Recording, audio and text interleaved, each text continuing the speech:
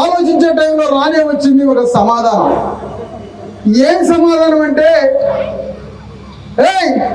ఇలా మాదిగోళ్ళు ఎవరైనా ఉన్నారా, వాళ్ళు పోయి డబ్బులు కొట్టండి అన్నారు. అది గాంధీ సిద్ధాంతం.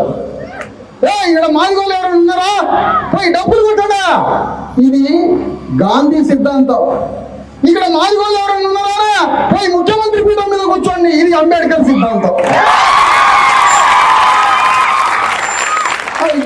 దీనికోసం ఏందా కన్ఫ్యూజ్, అయోమయం దేనికి?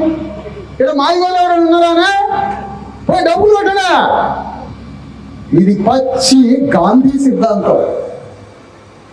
ఇది ఎవరన్నారో మీకు తెలుసు.